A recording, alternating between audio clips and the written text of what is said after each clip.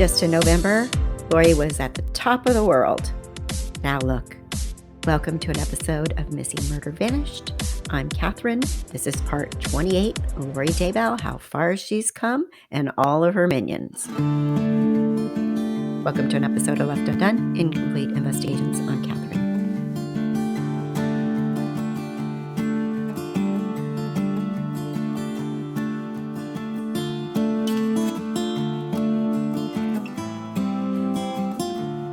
Her kid's still missing, and her niece appeared in a Mesa courtroom today on an unrelated matter. But it was there that our Justin Lum confronted the niece, who's accused of knowing where the missing kids are located. Justin, what happened? Well, John Terry, this is the first time we got a chance to see Melanie Pawlowski face-to-face this 1 week after the arrest of Lori Vallow. That is her aunt, and Lori Vallow, also the mother of JJ Vallow and Tylee Ryan, her kids who haven't been seen since September. Now, last week, we uncovered documents filed by Palowski's ex-husband, Brandon Boudreaux. He says she knows where the missing kids are. Remember, she moved to Idaho just 2 months after Lori did. They even lived at the same apartment complex. So I asked her about the kids when she arrived. Take a listen. Melanie, where are JJ and Tylee? I appreciate it. I appreciate you. But I'm going to give respect to the judge. That's fine. Where are the kids? I will give respect to the You judge. lived with Lori and Alex at the same complex. Do you have any information or detail on where they We're are? going to give a full presentation once the judge gets done. I'm hoping that everybody. When is the last time you spoke to Lori Vallow? We'll give a full statement. How often did you speak with Alex up till the day that Brandon was shot at? We'll give a full statement after we get done. We're going to give Are the respect. kids okay and are the kids alive? I'm hoping that you will respect the. Now, the reason Palowski came here today was for a resolution management conference represented by her lawyers. She's fighting for custody of her 4 kids. Her lawyers say she has spoken to the FBI 3 times, but has no information at all on JJ and Tylee. They also say Brandon Boudreaux and Lori Vallow's former husband, Charles Vallow, lied in court documents about both women being in a cult. I don't know that Melanie has an opinion about any of that other than it's what some people are saying that she said. And here's one of the problems that we've got with questions like that. You're taking material that is taken from a divorce pleading filed by an ex who has, of course, as we've seen in this case, motivation to lie, to withhold evidence, to behave in a very bad way. And you're taking that and saying that Lori said she's a god must be a fact. It's something that was written in a divorce statement by an ex who has nothing nice to say about her, nothing good to say about her. Why should we take that as fact or as reliable? So Melanie is very fond of her aunt. Her fondness for her aunt has, I'm sure, very little to do with her religious beliefs, but more to do with the kind of person that she thinks she is. There is another hearing on the Boudreaux matter set for March 26th. Meanwhile, Lori Vallow has not yet been extradited to Idaho. We're going to keep you updated on that. We're going to have more later tonight at 9 and 10 on what happened today. Live in Mesa, Justin Lum, Fox 10 News. So there's so much going on with this case, but I really wanted to just give you a little focus on the Brandon Melani thing, because I think Melani knows a lot more than she's letting people know, and now she's really attacking Brandon. So let me read you what her lawyer's statement was, and then we'll show you the other newscast, and then I want to tell you a little bit about the article that East Idaho News had about Steve, who is not the real name of Charles's adult son, and how he felt and how he found out when his dad died and some of the stuff that happened afterwards. And then after this, I'm going to give you guys this podcast, this episode. And on my next one, I'm working on it right now. I have a lot of information that's really interesting and really kind of, well, just really about Christopher Parrott, and got some questions for him. So go ahead and watch the rest of this, and I will talk to you again at the end. So, statement from Melani lawyer on February 26, 2020. Mrs. Melaini Pawlowski, represented by Robert P. Jarvis and Garrett L. Smith of the law offices of Robert P. Jarvis strenuously denies the innuendos and allegations that she knows the whereabouts of the missing Vallow kids and that she has been involved in any wrongdoing. Mr. Jarvis stated Mrs. Palowski has cooperated with law enforcement, including meeting for hours with the FBI on 3 separate days. As she told the FBI, Melani does not know the whereabouts of the missing children of her Aunt Lori Vallow. Brandon Bordeaux has a history of victimizing women, which is probably an extension of his use of extreme and dark pornography. Attorney Garrett Smith added. Mr. Smith continued. Melani confronted Brandon Bordeaux in June of last year with proof of his pornography addiction and homosexual affairs. Brandon Bordeaux retaliated with threats to attack her and to take her kids away. He has carried through with these threats by lying in his court documents. Sadly and irresponsibly, much of the media has quoted Brandon Bordeaux's biased, vindictive, and fake accusations as truth. In fact, when they are his resentful, vengeful, and dishonest efforts to get full custody of Melani's children. Brandon Bordeaux deceptively took Melani's children out of state and kept them unlawfully. Melani was the stable parent in her children's lives, while Brandon Bordeaux traveled for weeks and was rarely home. Everyone needs to know and remember, Mr. Jarvis said, Brandon Bordeaux has unlawfully kept Melani's children out of Arizona in violation of a court order. The Bordeaux family continues to unlawfully keep Melani's children out of school and in a home with an abusive history. Mr. Jarvis stated, unfortunately, law enforcement has failed to search for the truth and has given in to the manipulations of Brandon Bordeaux.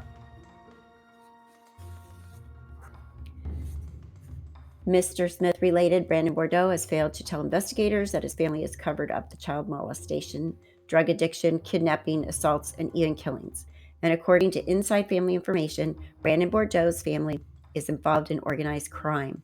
Brandon Bordeaux has plenty to hide. A closer look would reveal many possible sources who would take a shot at him. Melani is not one of them. As shown in the storage video, Alex Cox was in Idaho on October 2nd, the day of the alleged shooting. There is simply no truthful evidence that Melani was involved in any way. In fact, it is more likely that Brandon Bordeaux was involved in one of his elaborate manipulations. Melani has never been associated with a cult, Mr. Jarvis related. Mr. Jarvis continued, Melani is a lifetime member of the Church of Jesus Christ of Latter-day Saints, and her beliefs are consistent with the church. Melani holds close to her belief in the loving God. She loves her children and respects life.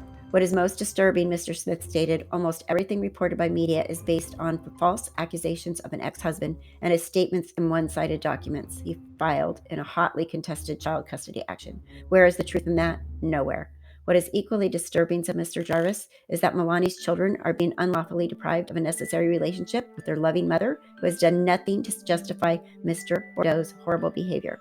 Mr. Jarvis continued, everyone is asking where are Lori Vallow's children. Why is no one asking the same question about Melani's children? And just to circle back, if we remember the conversation and text message between Melani and Brandon when she said she was leaving, this is how it went. It was on October 15th, 2019.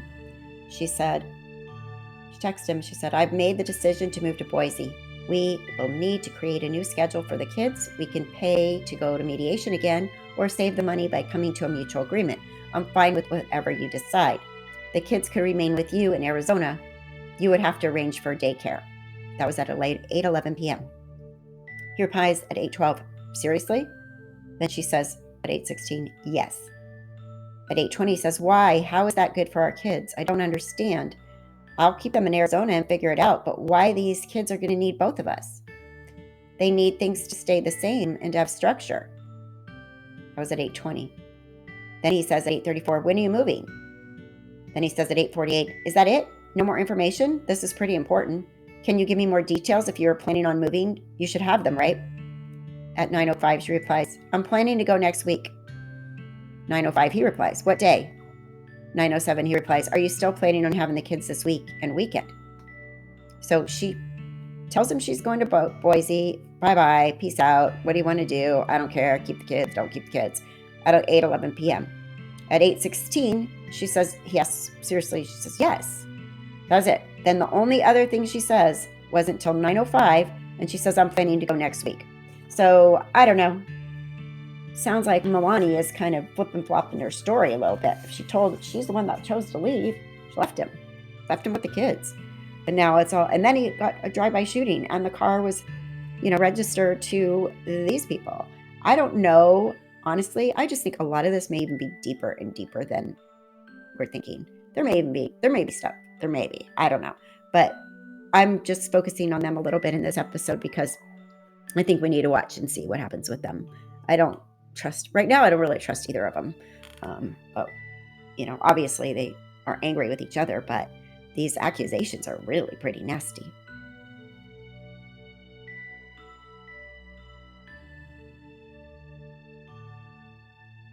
At 10 on this Sunday night with newly obtained court documents that shine a disturbing light on the search for those two missing children from Rexburg.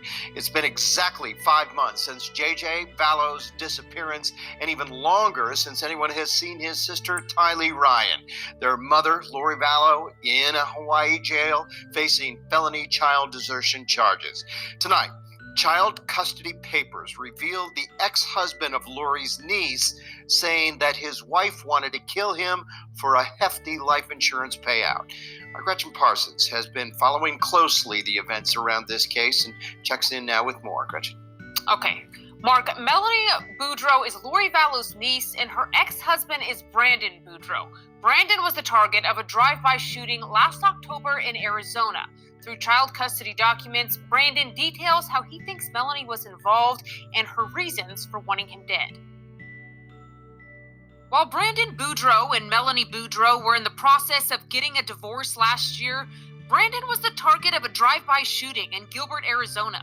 Police are currently looking into whether Melanie had a role in Brandon's attempted murder. Authorities later confirmed that the shooter's car was registered to Charles Vallow, Lori's dead estranged husband. In newly filed custody documents over the Boudreau's kids, Brandon says that Melanie's new husband told police that Melanie planned to kill Brandon with the help of her uncle, Alex Cox. He goes on to say that Melanie would have $1 million worth of reasons for wanting him dead, and that she was hoping to cash in on his life insurance policy that would go toward the cult she and Lori were a part of. Brandon also says that members of this cult, including children, are dying off like flies. The documents also state Melanie knows where J.J. Vallow and Tylee Ryan are, and she said that sometimes children are full of light, and then just like that, they go dark. In those documents, Brandon mentioned that Melanie was conspiring with her uncle Alex Cox to have him killed. Alex Cox is Lori's brother, and as we've reported, Cox killed Lori's estranged husband Charles, and then Cox himself mysteriously died this past December. Now, posted by Justin Lum, Fox 10 News, on February 25th, Melani remarried.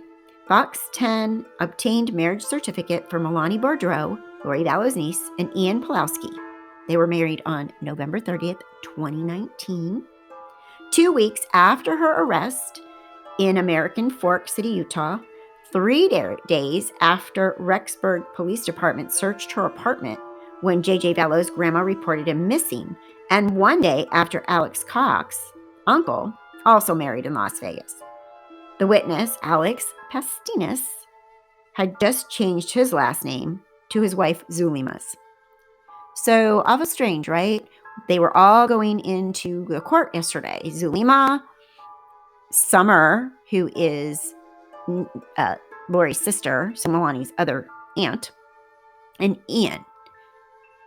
And then Ian and Zelema and Alex all ran off and got married together. There's something to this puzzle. This is a piece, and I can't figure out why they're all like in this little. They act like they're in a cult when you put them all together. This is so weird. Today, this morning, it says Charles Vallow's son speaks out about his dad, his missing siblings, and why he is pissed off seeing Lori Daybell. It says, one of Charles Vallow's sons said he has not had time to grieve. He has spoken little publicly about what's happening with his family, partially because he's scared, but mainly because he doesn't want the spotlight on himself. In fact, he asked EastIdahoNews.com not to use his real name, so we'll call him Steve in this story. Steve's father, Charles, was shot and killed in Chandler, Arizona on July 11th. Vallow's wife, Lori, did not tell Steve or his brother that their dad was dead until 36 hours later, and the shooter was Lori's brother, Alex Cox. I was initially in disbelief because I just talked to my dad, Steve recalls. I was texting him, and I remember calling him a couple of times that morning, the morning he had gotten shot, and he didn't respond. It was really weird. He usually returns calls and texts relatively fast, so something was off. Lori informed Steve and his brother that Charles was dead by texting them a message. A text chain provided to EastIdahoNews.com shows the boys repeatedly asking Lori for information surrounding the death, but she didn't answer their questions and was vague in her responses. And we've seen the text messages. There's a link here to them. Okay. So finally, oops, my bad. Yes, remember, this is it. It was, hi boys, very sad news. Your dad passed away yesterday. I'm working on making arrangements and I will keep you informed with what's going on. I'm still not sure how to handle things. Just want you to know that I love you and so did your dad. And then they said, Lori, what happened? Where is he? What happened? I'll call you when I can, bub. He is here in Arizona. She says, they're like, where in Arizona? When did this happen? How's JJ doing? What funeral home was he at? That was Friday, July 12th at 6:54. And then, Lori, what the blank happened? You can't just tell us our dad died and disappeared. You're not too busy to just let us know he died and disappeared. And then that was at 8:20. And Lori, it's been 3 hours. You're not that busy. I don't care what you're doing. Lori says, Laurel, I'm sorry you're so upset. I'm upset too. I'm trying to get JJ ready for bed. I'm waiting to hear back from medical examiner to make sense out of all this myself. Please be patient with me. It's a crushing situation all the way around. I'm still trying to process it too and what it means for JJ. And then this is Saturday. When and where is the funeral? How did this all happen? I want an explanation. Then later, 2 hours later, question marks. She says, I'm still working on it, arrangements and sorting things out the best I can. I'll let you know when I know. And then he says, why aren't you telling me what happened? I've asked numerous times, just tell me. Question. We're on Sunday now, right? Then on Monday, okay, Lori, it's been 3 days. You let us know our father passed away over a text message. 3 days, and we haven't heard from anyone. The only information we have is that one text from you saying he passed away. You disappear after that. We need any information you may have. I threw in May, sorry. We need any information you have. What happened? When did it happen? How did it happen? Where is he now? Are there any funeral plans? And can blank and I be part of it? We talk to him all the time. And text mom, you said he passed away. You disappear after that. We need any information that you have. What happened? When did it happen? How did it happen? Where is he now? Are there any funeral plans? Oh, I'm sorry. This is continued. He was our dad and we loved him very much. We deserve answers. Also, why have you been the only one to contact us? Why haven't we heard from Colby or Tylee? I know they are affected too. I called Colby recently too, but he didn't answer. Is JJ safe and what does he know? I need to be kept in the loop about all this. This isn't a nonchalant topic. You can't just, this isn't a nonchalant topic you can just throw a text at and be done with. Then she says, these are your dad's wishes. He and I discussed this a lot over the years. We have been together. My plan is to have him cremated as he wished and then take all 5 of you kids to Hawaii to spread his ashes. He did not want a funeral. He wants a celebration of his life. I've been overwhelmed, but I am going to try to start these arrangements today. JJ is doing good, but he does not know his daddy is gone. It is so tough because he doesn't really understand. He says daddy is in California working. I know how much he loves you boys and always has. I have a lot of things to do with the business and contacting people, and it's all still so difficult. Today, I am trying to put up a memorial page on the funeral home website. I'll send the link to you when I have it. I love you, and so does your dad. Says, I appreciate this information, but I will ask these questions again because I still haven't been given an answer. What happened? When did it happen? How did it happen? Where is he now? Is there a funeral? When is it? Who have you told about his death? Give me all the information you have, please. My brother and I deserve to know. Then he says, if you won't answer these questions, can we please have his watches and other stuff he always talked about and had around?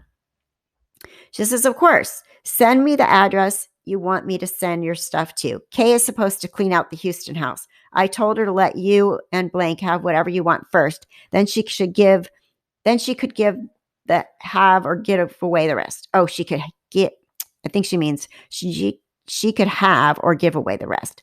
I know he wanted you to have all that you want. Okay.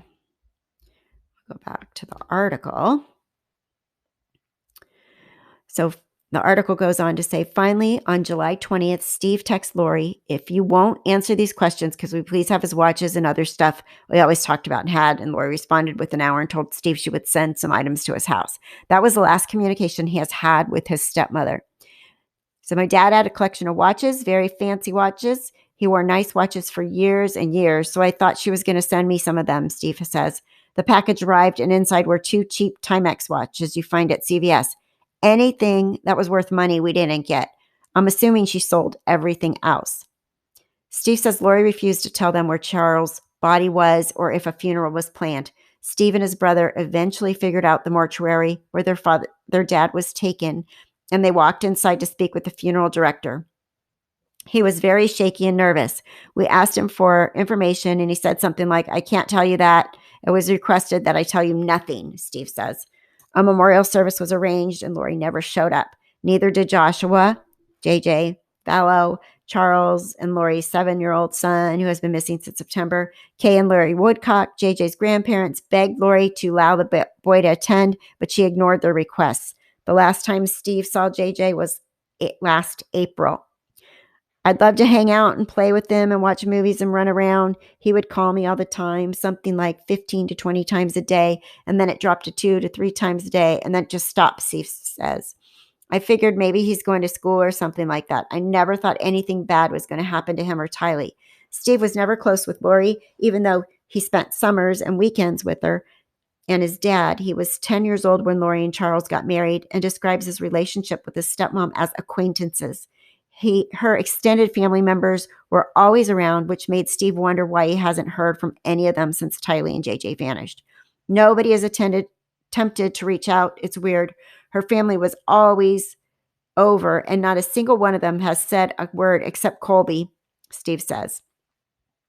When Lori and Chad were found in Hawaii last month, Steve wasn't surprised. Lori and Charles lived on Kauai several years ago. Steve spent time with them there. He said he was furious watching videos of Lori ignoring questions from EastIdahoNews.com concerning the whereabouts of her children. She can put on a smile and she can make you believe that everything is okay. I'm surprised that she can pretend that things are just fine and dandy, but I thought it was very incredibly insulting, Steve says. It was ridiculous that she's pretending nothing happened and she's untouchable. Honestly, it really pisses me off. Honestly, it really pissed me off. Lori was arrested in Kauai on Thursday and charged with 2 felony counts of child abandonment, resisting and or obstructing an officer, solicitation, and contempt. She is being held on $5 million bail. When Steve learned she was in custody, he said it was the first good news he has heard in months and months. He believes additional charges will eventually be filed against her and Chad Daybell, her new husband. He is confident Lori and her brother Alex Cox lied about the circumstances surrounding his father's death. They told police Cox shot Charles in self-defense after Charles attacked him with a baseball bat. I don't believe any of it. My dad was never verbally aggressive, never raised his voice, never physically threatened anyone or anything like that, Steve said. He was very good at baseball. He played in college. So if he was going to defend himself, he wouldn't just tap an aluminum bat on someone's head in self-defense. The entire story just doesn't make any sense. And then this was on Nate Eaton's Facebook, East Idaho News. It says, I just got off the phone with a woman named Sharon. She stopped by the Shared Blessings thrift shop on Kauai around 2:10 p.m. today. And Chad Daybell was there. She casually spoke with him in the parking lot for 2 to 3 minutes. Chad told her he was dropping off donations because he's moving back to Idaho soon to support Lori. Sharon said, couldn't Lori get out of jail if she just said where the kids are? He responded, it isn't that easy. Chad told Sharon he wasn't in court yesterday because of the media circus. He said the story isn't being reported properly. He specifically said that East Idaho News was wrong. Sharon asked if he was still LDS, and he said that he was. The conversation was polite, and he got into his car. Sharon did not have her phone on her, but did snap a photo of Chad's Jeep once she got into her car. I've confirmed with journalists on the island that this is indeed the vehicle Chad has been driving. Chad, if you see this, and we are indeed getting our stories wrong, please call me, email me, message me. I will talk to you and listen to you. Help me clear up any rumors. Let me hear your side and tell the world your thoughts, because this story isn't going away and neither are we. I have some other really big things in my back pocket. I just really want someone else that knows these things to also either anonymously send me some information so they know it's not just one person, because I do not want one person. If there's only one person in the world that knows this stuff, I know this is really cryptic, right? But if there's only one person in the world that knows this stuff, I don't want to share it because I'm worried for that person. I don't want that person to be in danger. So I'm kind of holding on to some information right now. And then I'm trying to figure out what to do with it. That's the bottom line. And then one more thing I wanted you to see. So this was posted on one of these social media groups that are talking about this case. And this person posted, the question was an update about a room that has been reserved at the courthouse for this weekend on Saturday, okay, in Madison County. This was an update, but basically this tells you what their question is again. It says, I have a friend that is running for legislative office in Idaho, and he was going to announce for what position on Saturday morning around 10 a.m. in the Madison County Courthouse. But the courthouse just contacted him and said that they couldn't give him a courtroom that he reserved because of something that's going to be happening with the Lori Vallow case on Saturday morning. Does anyone know what's going to happen? And then the person that's running for office did put up a little clip too, or someone put up a clip of them asking about, what do you think is going on? Why is my room canceled that we have reserved for Saturday? Personally, it's probably a news conference. They probably plan on her coming. They plan on talking about where she is in custody, yada, yada, yada, or if there's more charges or something like that. I don't think it's going to be some big reveal of the children, but they probably want no one really in that courthouse while they're putting together a press conference or something. That's the only thing I can think. Courts are closed on Saturday, but it does kind of make sense. I don't know. Tell me your thoughts on that one. And I am working on a video podcast I should have it up tonight, February 28th. I should have it up tonight, but this is questions for Christopher Parrott of AVAL. I have a lot of questions and a lot of contradictions, and I have had people email me these things like, what about? So I'm going to address all of those in my next video. Thanks for watching, listening. This is Catherine, Left Undone, Incomplete Investigations.